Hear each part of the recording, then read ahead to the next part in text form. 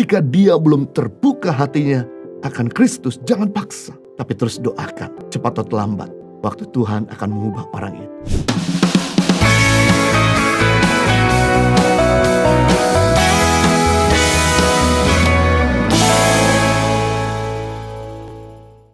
Saya mau bagikan langkah praktis memberitakan Injil. Yang pertama, doakan dia tiap hari. Tuhan kita adalah Tuhan suka menjawab doa.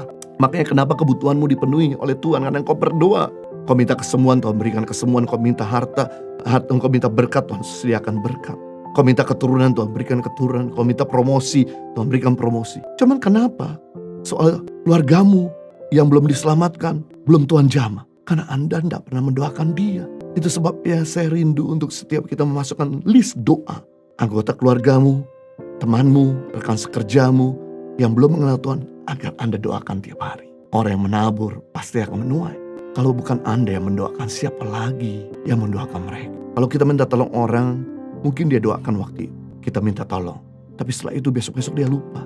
Kitalah yang harus mengambil beban untuk berdoa tiap hari. Maka Tuhan pasti bisa jamah, mengubah orang yang keras hatinya menjadi orang yang terbuka hatinya bagi Tuhan. Yang kedua, langkah praktis memberitakan Injil, jadilah sahabat buat dia. Karena persahabatan itu membuka hati. Persahabatan itu membuat kita itu bisa didengar apa saja yang kita sampaikan. Cara Yesus memenangkan jiwa dengan persahabatan. Ketika Yesus mau menyelamatkan Sakius, lakukan sama Yesus, Yesus makan, undang makan Sakius. Ketika seseorang mengajak kita makan, berarti orang tersebut niat bangun hubungan. Berarti kita bisa melihat di sini bahwa Tuhan Yesus niat bangun hubungan kepada Sakius. Dan dengan demikian akhirnya Sakius bertobat. Sama hal kalau engkau pengen lihat keluargamu diselamatkan, temanmu diselamatkan, jangan bikin jarak, jangan bikin perpecahan, jangan jadi batu sandungan. Mari kita bangun hubungan. If you want to win people, you have to win their heart. Kalau Anda ingin memenangkan seseorang, Anda perlu menangkan hatinya. Bagaimana menangkan hatinya?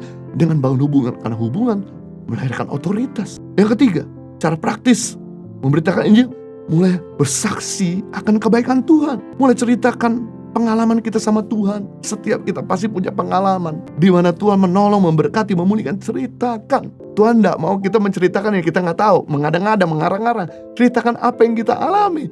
Maka orang itu terbuka. Wow, Tuhan besar ya, Tuhan hebat. Ya, Tuhan besar dan Tuhan hebat. Kamu juga bisa ngalami Tuhan, asalkan kamu mau terbuka sama dia. Yang keempat, mulai ajak dia terima Yesus sebagai Tuhan dan Juru Selamat. Maukah kamu mengundang Yesus masuk dalam hidupmu? Dan Anda boleh pimpin doa terima Yesus. Yang pertama, mengajak orang itu terbuka hatinya untuk Tuhan. Yang kedua, meminta pengampunan. Yang ketiga, yaitu meminta untuk Tuhan Yesus memerintah dalam hidupnya. Yang keempat, mengarahkan untuk menyerahkan tubuh jiwa roh orang itu kepada Tuhan. Dengan demikian orang itu sudah diselamatkan. Sampai Tuhan panggil, pasti dia punya tempat di surga. Dan suruhlah untuk bisa doa tiap hari memanggil nama Tuhan Yesus. Dan baca firman agar dia bisa mulai makan makanan rohani. Yang kelima, cara praktis memberitakan Injil. Jika dia belum terbuka hatinya akan Kristus, jangan paksa, tapi terus doakan. Cepat atau lambat, waktu Tuhan akan mengubah orang itu.